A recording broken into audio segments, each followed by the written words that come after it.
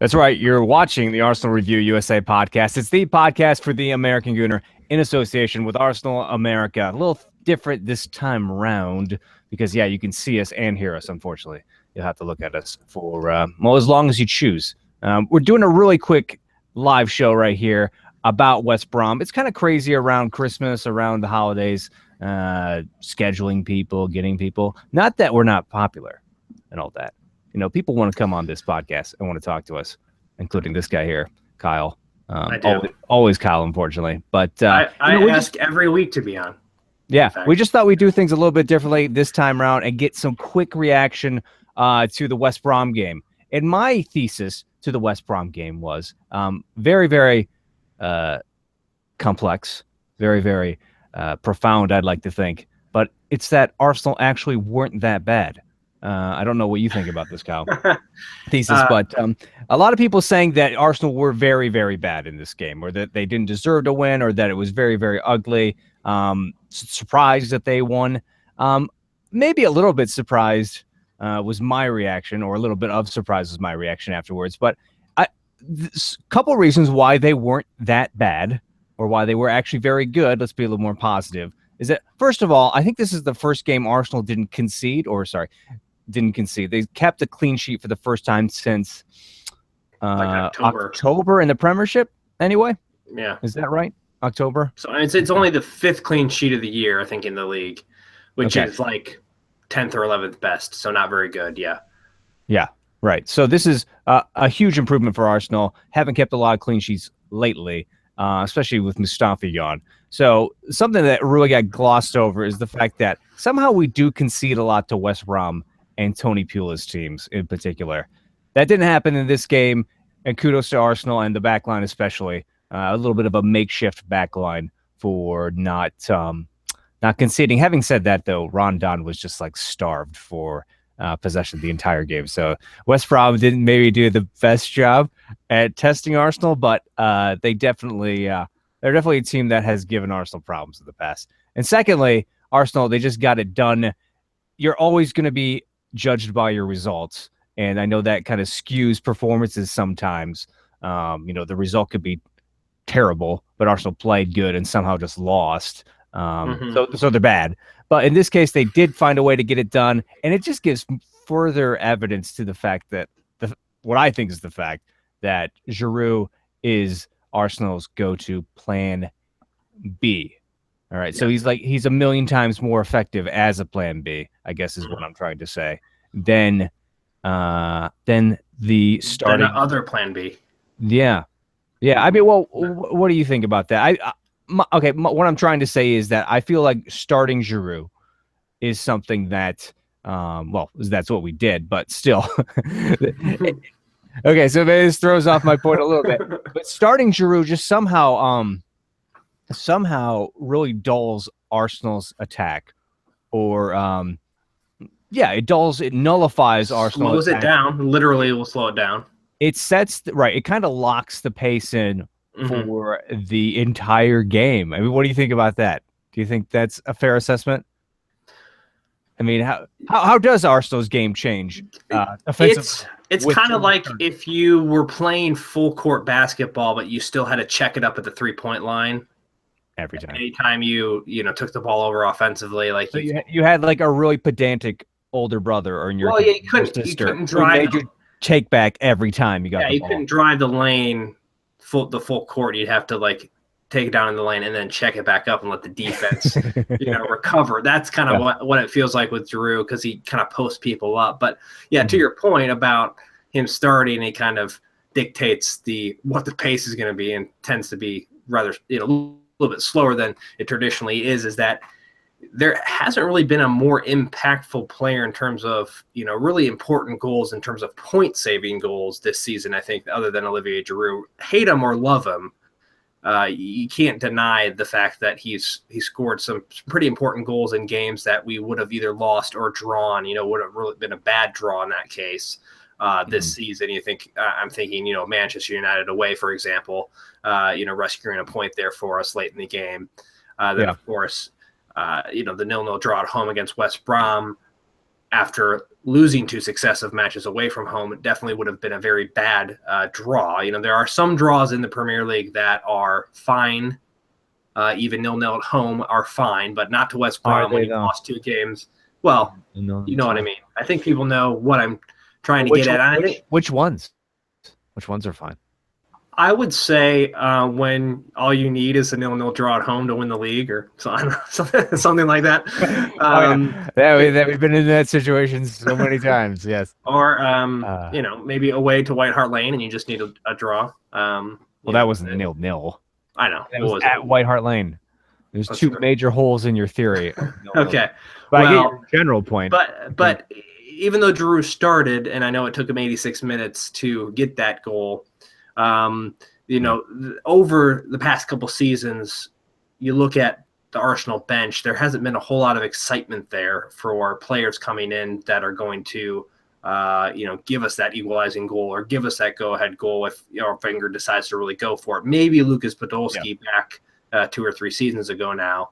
But with Olivier Giroud not really starting all that much, he's kind of been that guy. But with him starting this particular game, it was always going to be a little bit interesting when maybe that chance was going to come for him.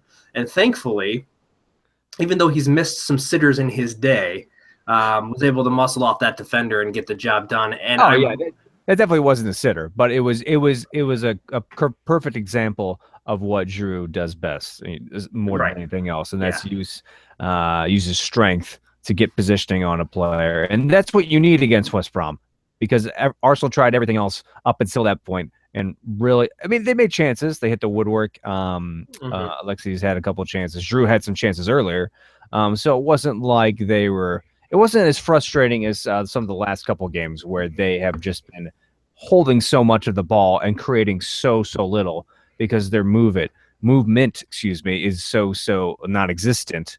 And their imagination is just so non-existent. It is nice to have things changed up a little bit. Again, what we're talking about Giroud and how he kind of slows down attack by being that point person. But it is nice to have Alexis in a different role for once. You wonder if that maybe threw off West Brom at all, having him out on the wing, because he is that. Just having him in different locations is that kind of X factor for the other team. They see him. They are immediately attracted. 2 or 3 of their players are attracted to his possession, and that opens up all kinds of space for other players. So I don't know if that played a part, but certainly Arsenal needed something special, starting with Olivier Giroud, and they got it from him at the end. And what better? Okay, I'm thinking of at least one other instance where this has happened, and it seems like it happens a lot to Arsenal. But what better example of a waste time goalkeeper hurrying up like his pants are on fire for the last 2 minutes of the game? There's nothing more satisfying than having a player, having a goalkeeper, especially on a team that has no ambition, has no other agenda other than to waste time the entire game, then freak out for the remaining 2-3 minutes after your team duly scores on him. I'm thinking of at least one other example of when that happened that was maybe more satisfying. Can you think of any? Can you think of the one I'm thinking of? Newcastle, maybe? Yes. We just had it mentioned too. Who we just talked to? With JP from last week's Schooner Profile, episode 7.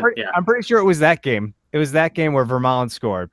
And Krul was just carrying into the stands to get the ball back and then put it down. Everyone was cheering him. That was the game Van Persie was giving him the troll face pretty much. Afterwards. It was classic. That's when you want to unleash the full Van Persie. You hate him when he's on the other team, but if he's on your team and you're winning and the goalkeeper has been wasting time, you want to unleash his inner bag of dicks against everybody else. Not literally that, but you know what I mean, the expression. Somewhere good. It's happening somewhere in Turkey now, correct? Are we speaking? No, what are we talking about? Van Persie doing that. No slam on Turkey. I'm sure it is happening somewhere in Turkey. It's happening somewhere with Samir Nasri. Have you been watching the news about Samir Nasri? I have. It's the drip doctor is. Okay. The drip doctor. Don't say that. What a terrible. Okay, so first of all, he's got. I mean, how many appointments he has have to they be booked hacked at this point? Yeah. Oh, yeah. I think he has, because I think he sent out an apology tweet, but then someone, I don't know, either rehacked him again and sent something that like, "Hey, I apologize," and then I don't know. Yeah, not really. You're all over it though. I'm glad to know you're all over this bag of dicks. Not really a great day for him, but not really a great day for American soccer coaches in the Premier League either. I know we're swaying a little bit. We'll come back to the American soccer coaches thing. We're talking about Arsenal and West Brom and how satisfying it is to beat a one-dimensional anti-football team that is West Brom. And I guess it is a little bit of an American link-up, because you did make a couple mentions while we were watching that game, you there, Kyle, about the baseball hat, our favorite, and I think still only baseball hat in the Premier League, despite the fact, well, definitely now that Bob Bradley has been fired, but he didn't wear one anyway. Probably against advisement too, because he's bald. He should probably wear a baseball hat. Any comment on that? Yeah. On the firing or the baseball hat? No, just either one. No. I mean, land the plane. Can we link this back to Arsenal somehow? I mean, Swansea might be more difficult to beat now. That's the only catch to this when we actually play them. Yeah, we do play them away here in a couple of weeks in the middle of January, so I guess that could be the link up here in this impromptu live show that we have going on. Yeah, I mean, Swansea away has never been an easy place to go. We do have a couple matches that we need to worry about between now and then. In particular, I think back-to-back Premier League games here in the span of 72 hours as we approach this New Year's weekend. Oh yeah, well we obviously have got all kinds of great opponents here. We've got Sam Allardyce in. Sorry, as I'm checking my phone on the live show, that's great etiquette. Sam Allardyce in Crystal Palace. It's a little sad that Alan Pardew's not there anymore, because he's a great guy. And then at Bournemouth, right after that. And yep, that's what I thought. Name, and their coach's name, I think, or the coach, Bournemouth manager, I should say, made mention something to the point of like he had no hope about their chance. Is like all he wanted to do was like stay in the Premier League. There was no other hope of them doing anything but that. Or I don't remember. Maybe someone could help us here if they were to tweet us during this section. Well, that's not untrue. I mean, Eddie, you're thinking Eddie Howe. It's not untrue. I mean, as that kind of a team, that's probably all you have to live for. But that's still a huge goal, because it's a lot of money, and you just hang around until some oil tycoon buys your club. Basically, that's your goal in life, is that kind of a team. Yeah, or sell off all your players. We're being facetious here, but I mean, as we're talking about Bournemouth and Arsenal's upcoming matches, it should be a little bit of another trial of Arsenal's ability to unlock that plan B, that plan C. Here's the question: would you be willing to see Giroud starting up top again against Crystal Palace? I don't think, for my money, no. I don't think Crystal Palace is rock solid enough in defense to warrant that kind of that kind of a point man up top from the get-go. There's still, I mean, I know a lot of players were saying after, of course, Sam Allardyce has just started here, that already Crystal Palace have shown solidity at the back, and it's like, well, okay, you've won one game, or did they even win? Did they win? I feel like they didn't win. I feel like they drew. So they drew one game. All I know is that Sam Allardyce was not having that Hornet putting out in front of him, or whatever he was doing, diving. Right. To answer your question about would you start Giroud, I would if the game was away from home. I think it was last season or the season before, away to Crystal Palace, he scored a brace. I think he scored the opener and then a late header maybe to seal it off. I don't know if that was last season or the season before. But with it being with it being at home, it's at home, right? Yeah, with it being at home, A little bit different scenario, I think. Again, a team that does have some offensive firepower if they decide to actually, play with their better players and, make the most of their chances. So it would be a team, I think, more so than West Brom. If you leave a game 0-0 or close late, they could certainly punish you. And I think that probably serves, Alexis starting up top with, whatever quick offensive talent we have available, back in those positions. But, maybe to be more honest with you, I might, I wouldn't mind maybe Perez starting out on the wing or in some sort of roll over, maybe Giroud, because I thought he played pretty well against West Brom for what it's worth, made some passes that maybe should have been finished in certain scenarios. And looks like a guy maybe that's starting to get a little bit more comfortable in his, Arsenal shoes, if you will.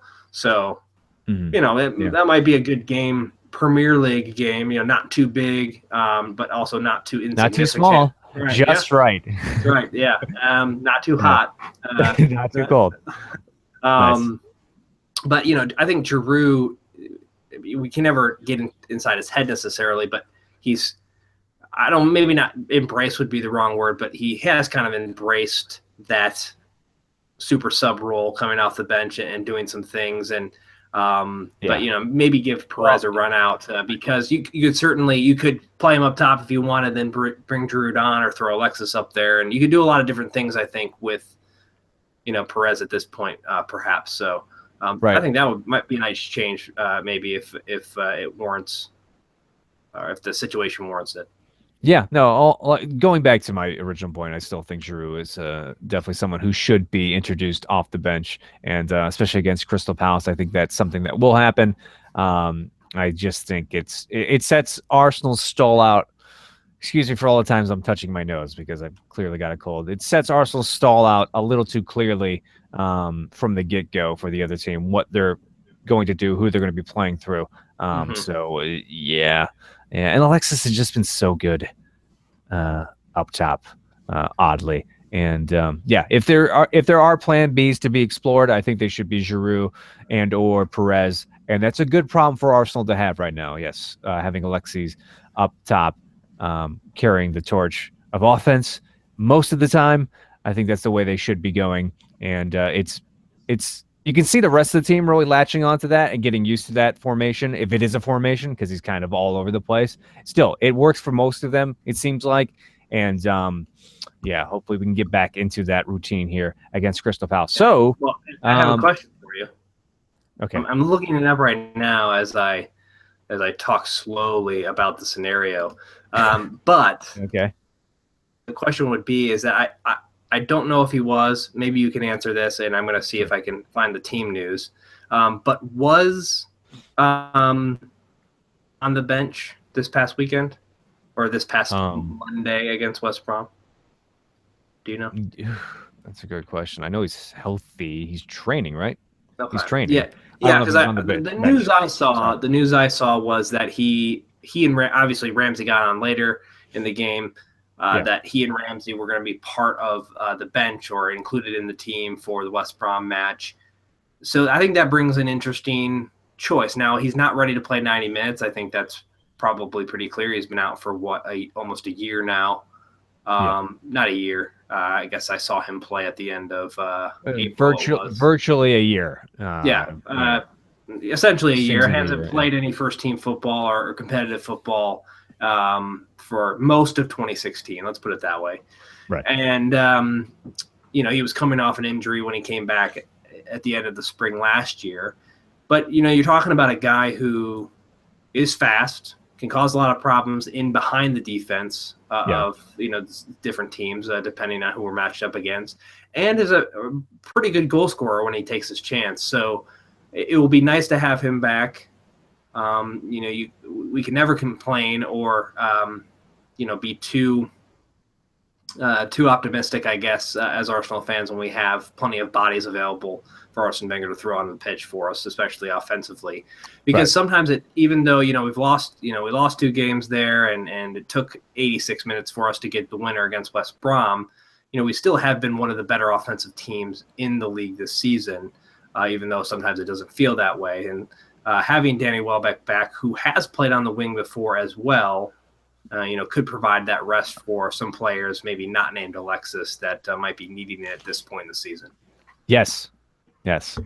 So yes. Rest is always good, no matter where it comes from or who provides the rest. And Arsenal certainly have a lot of options now. If Welbeck is coming back anytime soon, they do have a lot of options. More than they've had in a long time. But like I said, it's a good problem to have.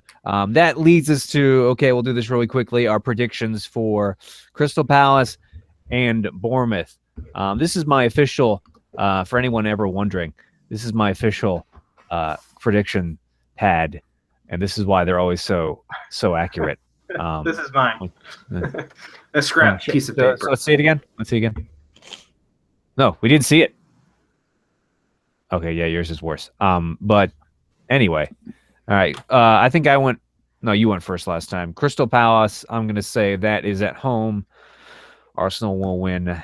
There'll be goals in that. Sam Allardyce can't do anything. He can't make a defense better or anything. So 3-1 is what I'm saying. 3-1 to the Arsenal. What about you? We will.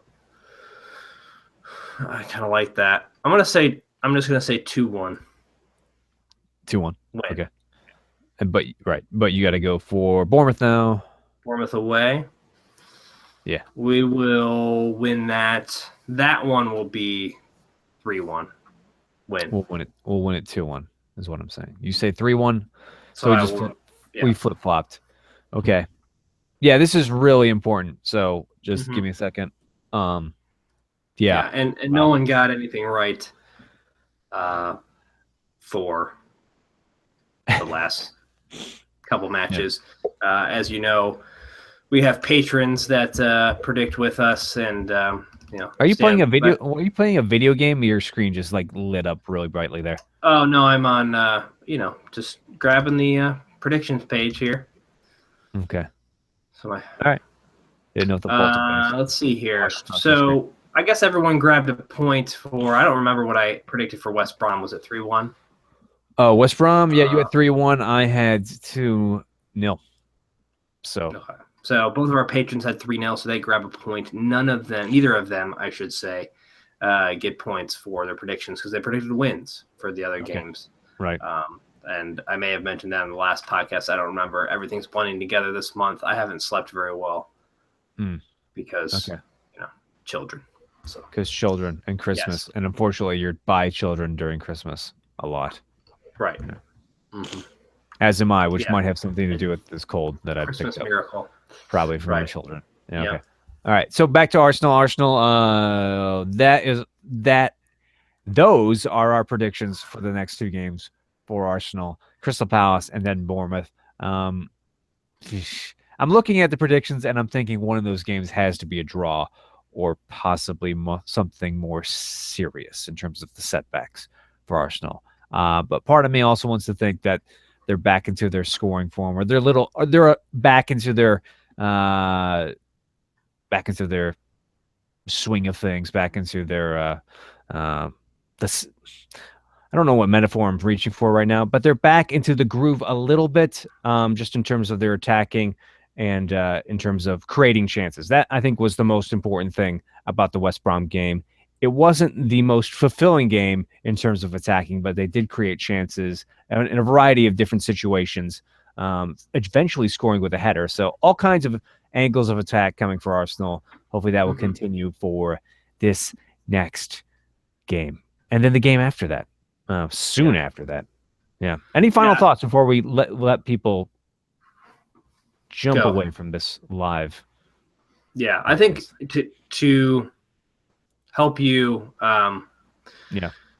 tell your thought on what is happening. Yes. What is happening in Arsenal's form at the moment, whether they're back to winning ways or back in the swing of things or back in the groove. We really got to end this thing quick. Go ahead. Right. When they beat West Ham, what was it, 5-1? 4-1? 5-1. Yes. 5-1. You kind of felt like, okay, maybe they're going to go they'll win a couple games by, quite the goal margin at this point. And of course, that didn't happen. Yeah. I feel like that has to happen for people to say, or for, fans in general to feel like, okay, now Arsenal are back in the swing of things, or back in winning ways. So maybe. But is that fair? Is that fair? Because Chelsea, this is another reason why Arsenal played well. Chelsea played or got played by West Brom the exact same way. And they won 1-0 near the end, and everyone was saying, "Oof, yeah, that's how you do it." It's not pretty, but you grind it out. Yes, so yes, and I agree with that. Champions win those sorts of games. They score late. They find a way to win. Now, I'm not saying that Chelsea are going to win the championship. Yeah, screw them. Likely they will. They're terrible. Yeah, 12 wins or 13, whatever you got in a row. Yeah, but there's something to be said when you are producing an offensive record amongst the league, your colleagues, your other teams in the league that Arsenal have. There's something to be said when you beat teams handily multiple times in a row, or within a 3 or 4 game stretch, you've won a couple of those games 3-4-0. Yeah.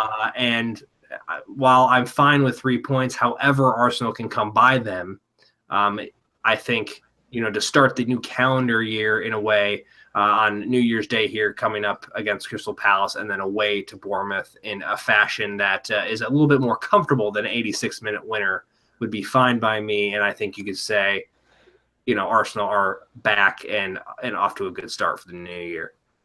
Yeah.